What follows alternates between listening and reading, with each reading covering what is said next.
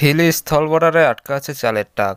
ভারতের চাল কিনছে না বাংলাদেশি ক্রেতারা। আমদানি করা চালের দাম বেশি হওয়ায় কিনছে না বাংলাদেশি ব্যবসায়ীরা। এতে বড় ধরনের বিপাকে পড়েছে ভারত। ভারতীয় বাসিন্দারা জানান, চালের প্রতি কেজিতে 2 থেকে 3 টাকা কমিয়েও বিক্রি হচ্ছে না তাদের চাল। এভাবেই যদি চলতে থাকে, না খেয়ে পথে বসতে হবে তাদের। বাংলাদেশে ভারত ছাড়াও বিভিন্ন দেশ থেকে আমদানি হয়েছে চাল, এবং ভারতের থেকেও কম দামে। চালের দাম বৃদ্ধি করার জন্য তারা মজুত করে রেখেছিল হাজার হাজার টন চাল। এখন আর বিক্রি হচ্ছে না সেই সব চাল। ওই যে দামটা চাইছে ওই দামের চালগুলা এগুলা না মাল। হিলি স্থল বর্ডার থেকে প্রতিদিন 50 থেকে 70 ট্রাক চাল বাংলাদেশে আসে। চাল বিক্রি না হয় সেই সব চাল ভারতে ফিরে নিয়ে যাচ্ছে ভারতীয় ব্যবসায়ীরা।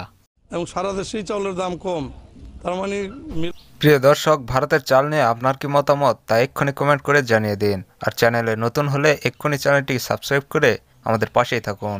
সবাই সুস্থ থাকুন, ভালো থাকুন, আল্লাহ হাফেজ।